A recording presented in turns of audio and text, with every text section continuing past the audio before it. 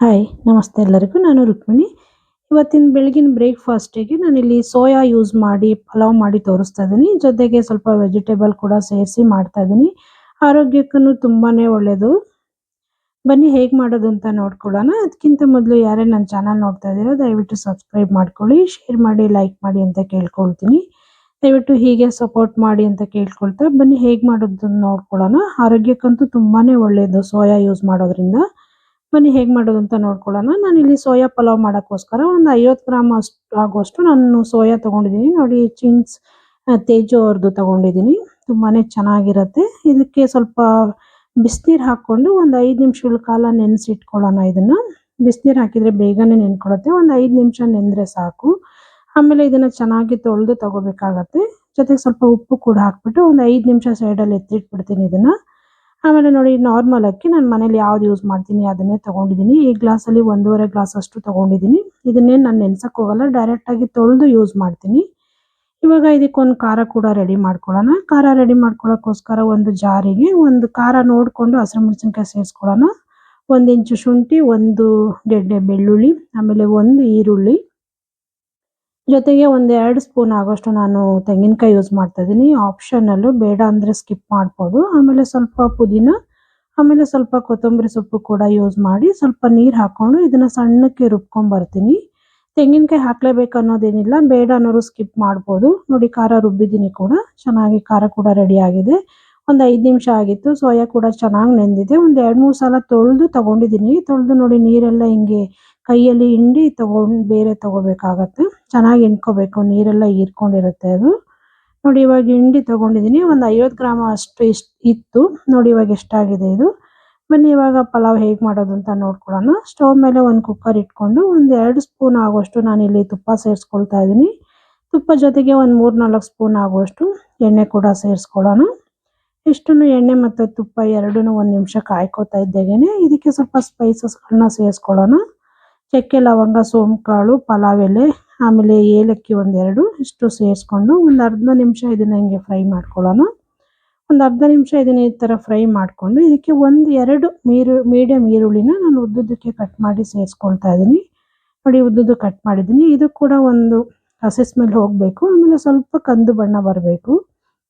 ಅಲ್ಲಿವರೆಗೂ ಈರುಳ್ಳಿ ಕೂಡ ಫ್ರೈ ಮಾಡ್ಕೊಳ್ಳೋಣ. ಎಣ್ಣೆಲಿ ಚೆನ್ನಾಗಿ ಫ್ರೈ ಆಗಲಿ.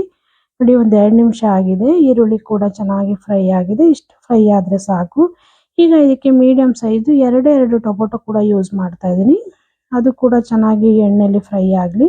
ಟೊಮೊಟೊ ಕೂಡ ಎಣ್ಣೆಲಿ ಎತ್ತಿ ಫ್ರೈ ಆಗೋದ್ರಿಂದ ಒಂದು ಒಳ್ಳೆ ಫ್ಲೇವರ್ ಕೊಡುತ್ತೆ, ಟೇಸ್ಟ್ ಕೂಡ ಕೊಡುತ್ತೆ.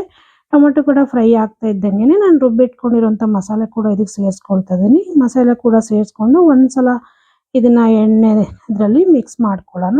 ಮಿಕ್ಸ್ ಮಾಡಿಕೊಂಡು ನೋಡಿ ಇಷ್ಟು ಮಿಕ್ಸ್ ಮಾಡಿಕೊಂಡ್ರೆ ಸಾಕು. ಒಂದು ಅರ್ಧ ನಿಮಿಷ ಮಿಕ್ಸ್ ಮಾಡಿಕೊಂಡು ಇದಕ್ಕೆ ಸ್ವಲ್ಪ 1/4 ಟೀ ಸ್ಪೂನ್ ಆಗೋಷ್ಟು ಅರಶಿನ ಪುಡಿ, 1/4 ಸ್ಪೂನ್ ಆಗೋಷ್ಟು ನಾನಿಲ್ಲಿ ಗರಂ ಮಸಾಲ, ಆಮೇಲೆ 1/4 ಸ್ಪೂನ್ ಆಗೋಷ್ಟು ನಾನಿಲ್ಲಿ ಖಾರ ಪುಡಿ ಯೂಸ್ ಮಾಡಿದ್ದೀನಿ. ಇಷ್ಟನ್ನು ಹಾಕ್ಕೊಂಡು ಇದು ಹಸಿ ಸ್ಮೆಲ್ಲೆಲ್ಲ ಹೋಗಬೇಕು, ಅಲ್ಲಿವರೆಗೂ 1 ನಿಮಿಷ ಚೆನ್ನಾಗಿ ಫ್ರೈ ಮಾಡ್ಕೊಳ್ಳೋಣ. ಇಲ್ಲಿ ನಾನು ಹಸಿಮೆಣಸಿನ್ಕಾಯಿ ಸ್ವಲ್ಪ ಜಾಸ್ತಿನೇ ಯೂಸ್ ಮಾಡಿದ್ದೀನಿ. ಹಾಗಾಗಿ ಸ್ವಲ್ಪ ಟೇಸ್ಟಿಗೆ ಅಂತೇಳಿ ಖಾರ ಪುಡಿ ಅಷ್ಟೇ ಯೂಸ್ ಮಾಡಿದ್ದೀನಿ. ಮತ್ತು ಸ್ವಲ್ಪ ಗರಂ ಮಸಾಲ ಕೂಡ ಯೂಸ್ ಮಾಡಿದ್ದೀನಿ. ಮಸಾಲೆ ನೋಡಿ ಎಲ್ಲ ಸ್ಮೆಲ್ಲೆಲ್ಲ ಹೋಗಿದೆ ಮತ್ತು ಚೆನ್ನಾಗಿ ಫ್ರೈ ಆಗಿದೆ ಕೂಡ. ಈಗ ಸ್ವಲ್ಪ ತರಕಾರಿಗಳನ್ನೆಲ್ಲ ಸೇರಿಸ್ಕೊಳ್ತಾ ಇದ್ದೀನಿ. ಆಲೂಗೆಡ್ಡೆ, ಬೀನ್ಸು, ಕ್ಯಾರೆಟು, ಆಮೇಲೆ ಬಟಾಣಿ ಕೂಡ ಓವರ್ ನೈಟು ನೆನೆಸಿಟ್ಕೊಂಡಿದ್ದೆ, ಒಣ ಬಟಾಣಿ. ಆಮೇಲೆ ಸೋಯಾಬೀನ್ ಕೂಡ ತೊಳೆದು ಎತ್ತಿಟ್ಕೊಂಡಿರೋ ಅಷ್ಟನ್ನು ಹಾಕ್ಕೊಂಡು ಈಗ ಇದಕ್ಕೆ ರುಚಿಗೆ ತಕ್ಕಷ್ಟು ಉಪ್ಪು ಕೂಡ ಸೇರಿಸ್ಕೊಂಡು 1-2 ನಿಮಿಷ ಚೆನ್ನಾಗಿ ಮಸಾಲೆಯಲ್ಲಿ ಇದು ಫ್ರೈ ಆಗಬೇಕು, ತರಕಾರಿ ಎಲ್ಲ. ಆ ರೀತಿ ಚೆನ್ನಾಗಿ ಫ್ರೈ ಮಾಡ್ಕೋಬೇಕು. ಆದಷ್ಟು ಮೀಡಿಯಮ್ ಫ್ಲೇಮಲ್ಲಿ ಇಟ್ಕೊಂಡು ಫ್ರೈ ಮಾಡ್ಕೊಳ್ಳೋಣ, ಹೈ ಫ್ಲೇಮಲ್ಲೆಲ್ಲ ಇಟ್ಕೋಬಾರ್ದು. ನೋಡಿ ಈಗ 1-2 ನಿಮಿಷ ಆಗಿದೆ, ಚೆನ್ನಾಗಿ ಮಿಕ್ಸ್ ಆಗಿದೆ ಕೂಡ. ಇವಾಗ ಅಕ್ಕಿ ಕೂಡ ಸೇರಿಸ್ಕೊಳ್ತೀನಿ. ನಾನು ಅಕ್ಕಿ ತೊಳೆದು ನೆನೆಸೋಕ್ಕೆಲ್ಲ ಹೋಗಿಲ್ಲ, ಡೈರೆಕ್ಟಾಗಿ ನಾನು ಅಕ್ಕಿ ತೊಳೆದು ಹಾಕ್ಕೊಳ್ತಾ ಇದ್ದೀನಿ. ಅಕ್ಕಿ ಕೂಡ ತರಕಾರಿ ಜೊತೆಗೆ 1 ನಿಮಿಷ ಚೆನ್ನಾಗಿ ಮಿಕ್ಸ್ ಮಾಡ್ಕೊಳ್ಳೋಣ. ಹೀಗೆ ಮಿಕ್ಸ್ ಮಾಡ್ಕೊಳ್ಳೋದ್ರಿಂದ ಮಸಾಲೆ ಎಲ್ಲ ಅನ್ನಕ್ಕೆ ಚೆನ್ನಾಗಿ ಇಟ್ಕೊಳ್ಳುತ್ತೆ ಮತ್ತು ಒಳ್ಳೆ ಟೇಸ್ಟ್ ಕೂಡ ಬರುತ್ತೆ. ನಾನು ಯಾವಾಗಲೂ ಅಕ್ಕಿ ನೆನೆಸೋಕ್ಕೆ ಹೋಗಲ್ಲ, ಆದಷ್ಟು ಹೀಗೆ ನಾನು ಮಸಾಲೆಲೆಲ್ಲ ಫ್ರೈ ಮಾಡಿ ಯೂಸ್ ಮಾಡ್ತೀನಿ. ಈಗ 1-2 ನಿಮಿಷ ಆದಮೇಲೆ ನೋಡಿ ಈಗ ನೀರು ಸೇರಿಸ್ಕೊಳ್ತಾ ಇದ್ದೀನಿ. ನಾನಿಲ್ಲಿ 3.5 ಗ್ಲಾಸಷ್ಟು ನೀರು ಯೂಸ್ ಮಾಡ್ತಾ ಇದ್ದೀನಿ. ಯಾಕೆಂದರೆ ಅಕ್ಕಿ ನೆನೆಸಿಲ್ಲ, ಹಾಗಾಗಿ 3.5 ಗ್ಲಾಸ್ ಯೂಸ್ ಮಾಡಿದ್ರೆ ಅನ್ನಕ್ಕೆ ಇದು ಕರೆಕ್ಟಾಗಿ ಸರಿ ಹೋಗುತ್ತೆ. ಇವಾಗ ಇದನ್ನೆಲ್ಲ ಒಂದ್ಸಲ ಚೆನ್ನಾಗಿ ಮಿಕ್ಸ್ ಮಾಡಿಕೊಂಡು ನೋಡಿ ಈ ರೀತಿ ಮಿಕ್ಸ್ ಮಾಡಿಕೊಂಡು ಬೇಕಾದ್ರೆ ಇದ್ರ ಮೇಲೆ ಕೊತ್ತಂಬರಿ ಸೊಪ್ಪು ಕೂಡ ಉದುರಿಸ್ಕೋಬಹುದು. ನಾನೇನು ಉದುರಿಸಿಲ್ಲ, ಡೈರೆಕ್ಟ್ ಆಗಿ ರುಬ್ಬಕ್ಕೆ ಹಾಕೊಂಡಿದ್ದೆ. ಲಿಡ್ ಮುಚ್ಚಿಬಿಟ್ಟು 2 ವಿಷಲ್ ಕೂಗಿಸ್ಕೊಳ್ಳೋಣ ಸಾಕು. ತುಂಬಾ ಚೆನ್ನಾಗಿ ರೆಡಿ ಆಗುತ್ತೆ. ಸೂಪರ್ ಆಗಿ ಕೂಡ ರೆಡಿ ಆಗುತ್ತೆ. ಟೇಸ್ಟ್ ಕೂಡ ಅಷ್ಟೇ ಚೆನ್ನಾಗಿ ಬರುತ್ತೆ. ನೋಡಿ 2 ವಿಷಲ್ ಆಗಿದೆ, ತಣ್ಣಗಾಗಿದೆ ಕೂಡ. ತೆಗೆದು ತೋರಿಸ್ತಾ ಇದ್ದೀನಿ. ನೋಡಿ ಸೋಯಾ ಎಲ್ಲ ಮೇಲೆ ಹಾಗೆ ಉಳ್ಕೊಂಡಿದೆ. ಇವಾಗ ಇದನ್ನ ಒಂದ್ಸಲ ನೀಟಾಗಿ ಮಿಕ್ಸ್ ಮಾಡ್ಕೊಳ್ಳೋಣ. ಮಿಕ್ಸ್ ಮಾಡ್ಕೊಂಡ್ರೆ ಸೂಪರ್ ಆಗಿ ರೆಡಿ ಆಗಿದೆ. ಅನ್ನ ಕೂಡ ನೋಡಿ ಎಷ್ಟು ಕಾಳಾಗಿ ಬಂದಿದೆ ಕೂಡ. ನಾನು ಯಾವಾಗಲೂ ಅಷ್ಟೇ, ನಾನು ಅಕ್ಕಿನ ನೆನೆಸಿ ಮಾಡೋದಿಲ್ಲ, ನಾನು ಡೈರೆಕ್ಟ್ ಆಗಿ ಯೂಸ್ ಮಾಡ್ತೀನಿ. ನೆನೆಸಿ ಕೂಡ ಮಾಡ್ಬೋದು, ಅದು ಕೂಡ ತುಂಬಾನೇ ಚೆನ್ನಾಗಿ ಬರುತ್ತೆ. ನೋಡಿ ಇಷ್ಟೇ, ಇದು ಪಲಾವು, ಸೋಯಾ ಪಲಾವು ಸೂಪರ್ ಆಗಿ ಆರೋಗ್ಯಕರವಾದಂಥ ಬ್ರೇಕ್ಫಾಸ್ಟ್ ರೆಡಿ ಆಗಿದೆ.